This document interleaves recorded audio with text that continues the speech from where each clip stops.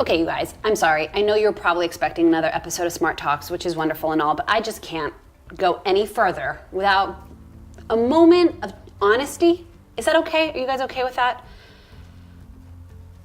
I'm not having the best day. I'm just not. I'm stuck in a moment where everything I've been working on for so long, it feels like it's at a standstill. I feel like I'm at a stalemate in the war that is my life.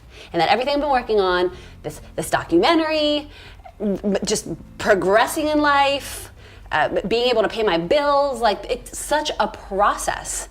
And I'm finding myself like in a moment of complete impatience. And it's hard. Look, this could just be me. It could be a single solitary dark moment that I'm going through, but I'm also I have the sneaking suspicion that maybe somebody out there is going through the same thing. Maybe I'm not the only one sitting with a whole lot of impatience in this process that feels like it's ongoing. Like, when am I finally going to see the fruits of my labor? Been working on this documentary for years now, and it feels like it's just dragging on. It's so hard to make a movie. It's so hard to make ends meet. It's so hard. And I hate being the person that uses that word because I want to find the positive, the silver lining and everything and say, yes, it's all perfect. You're exactly where you're supposed to be. But I'm also going to be completely honest. I'm just frustrated. So I didn't want to come into the episode and like put that cheery face on and say, hey, everyone, welcome to episode 20, which I think is the episode we're on, because that wouldn't be fair. And I wouldn't be able to bring my full self into it. I'm sitting in a moment of frustration, and I'm not sure I know what to do. I'm not sure I know what to do. God, I wish I had a rabbi nearby that could shed some light on any of that. Oh, hello. Hi. Oh, look at that. Look at that. Good to see you. Welcome. Thanks. So, looks like you're dealing with a lot this week. I am. I just am. There's a lot going on. Let's talk about it. Okay. I mean, you know that I've been working on this documentary for such a long time. And you know that I've been in Los Angeles for 10 years trying to make ends meet and trying to get to my next stage and reach my potential. And I don't know, some weeks I'm like on this high and like things are moving and I'm making the connections between ideas and things and people and places and there feels like there's flow. And like sometimes I feel like stuck and I'm frustrated with that and it feels like nothing's really moving and I start second guessing everything. So how can I, in these moments, find the patience within myself and just the general energy of patience or whatever it is to bring myself back and to kind of shift myself out of that place? You know, I think the first thing we need to tell ourselves is that everybody goes through this.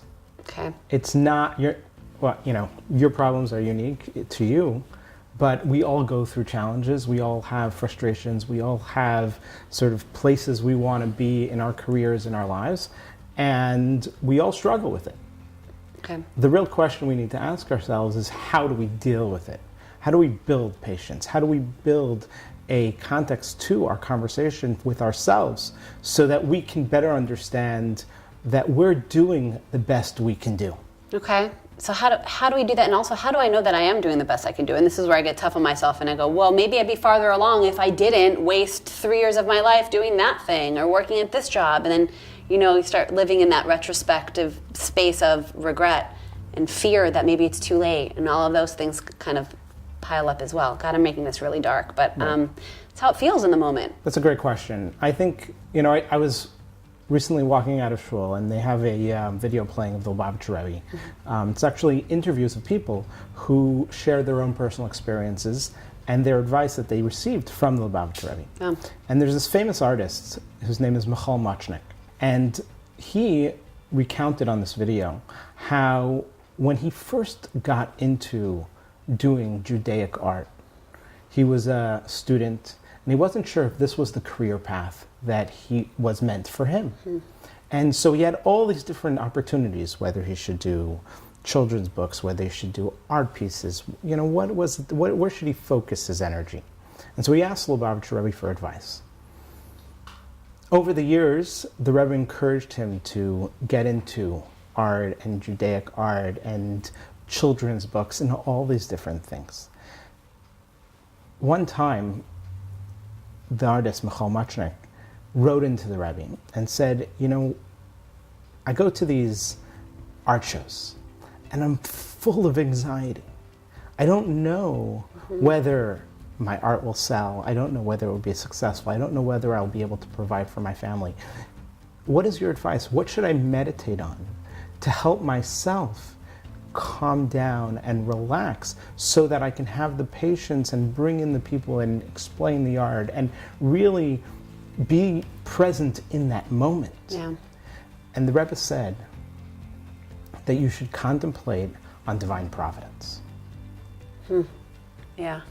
And I think that that is a profound idea, that while we put in our own effort, there's a saying in Ethics of Our Fathers that when a person does the work, it's actually in an adage in the Talmud, in Jewish wisdom, that says, Yagati u'matzasi ta'amin.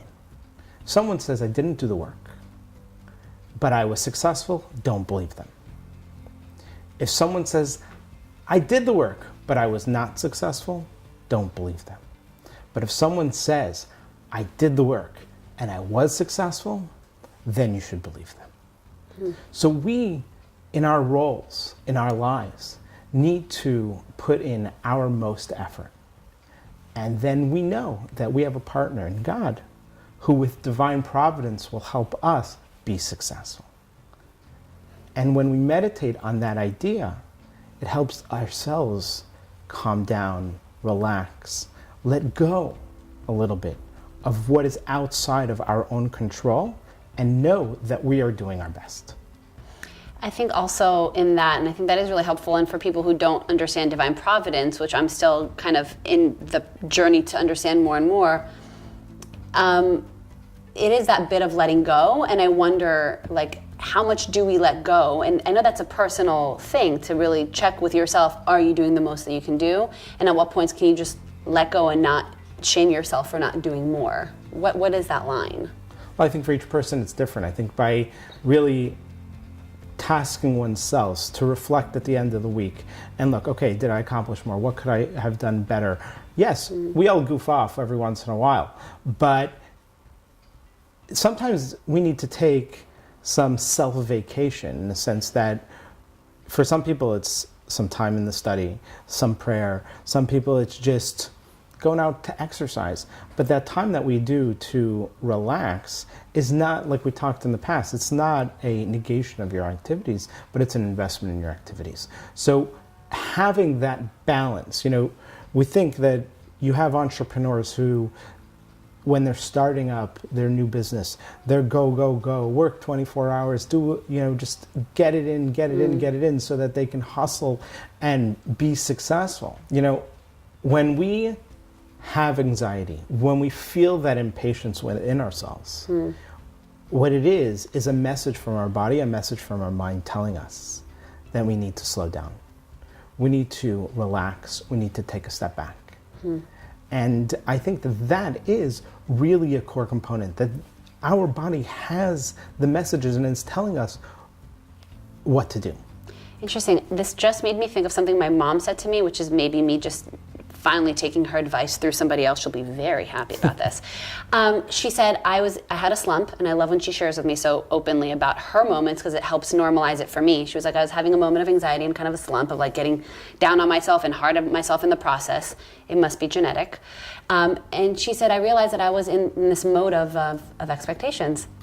And I wasn't really setting the intention. I wasn't in a present setting intention mode and giving the rest up to kind of the process, to divine inspiration and divine providence and to God and to things outside of me as well. But I was small. I was in this small mode of expecting and attaching to how it should be. And I think that's actually where I came into this episode with, that I started out in this frustrated, expecting mindset of why aren't things where I think they should be? And what I'm taking from what you're saying, what I'm helping myself see is that place is just this place of not trusting that there is a bigger picture, not trusting that there is a bigger power, and not trusting that there is a bigger process than where I am right now. It's like the helicopter that's able to see traffic, where now you're stuck in bumper to bumper and you don't know that in about a minute it's going to free up. Right. So I I hold on to those thoughts and that feeling of just keep doing the work that you can, check in with your body, and when things get a little overwhelming, which they certainly just did, to seek guidance, to connect with other people. That always helps me. I know people go, some people go to other tools, but mine is like my own kind of self-check and meditating, and also then calling a friend or my rabbi and I'm here anytime you need. Putting it on camera. So yeah, that really helped. Well, I think hindsight is 20/20, and we always want to be in that point where we can look back and say, oh, that's why I struggled. Oh, that is one of the building blocks that got me to this point. But having that faith that you will get there, and holding up to something higher than yourself, holding up and believing in God, that there is divine providence and God plays an active role in our lives, and that there's a broader message, is something empowering to help us tell ourselves that there is a reason for what's happening. Absolutely. Absolutely. And guys, look, if you're like me and you're in a moment in time right now that feels small and a little frustrating and darker, and you can't see the light yet at the end of the tunnel, and you're not sure that you will, you're not alone. I'm in that moment right now, and I think the first step is to honor it, to just acknowledge that it's happening. Number 2 is to find a tool that works for you and to really invest in that tool, whether it's meditation, whether it's learning, whether it's opening up and communicating to a friend, whether it's insert your go-to tool that works, and feel free to let us know what those are. And then just trusting the process. And I think that trust is also giving it up to something bigger than ourselves. That if it's just us, then there's really no context. So it can't be. And I know it's in our minds, in our limited human mind, we only really see ourselves. That's the game of this whole reality. But to, slowly but surely in study and in community, learning that it's bigger than that will really free up the energy for us to connect to the expansiveness of not being an expectation, but to be in that intention. And if any of that made sense, I'm really happy. If it didn't, I'm walking out of here with a lot less frustration and a lot more patience. So thank you for Thank you. Yeah. Anytime. I'm always here to have that conversation. Awesome. Thank you so much.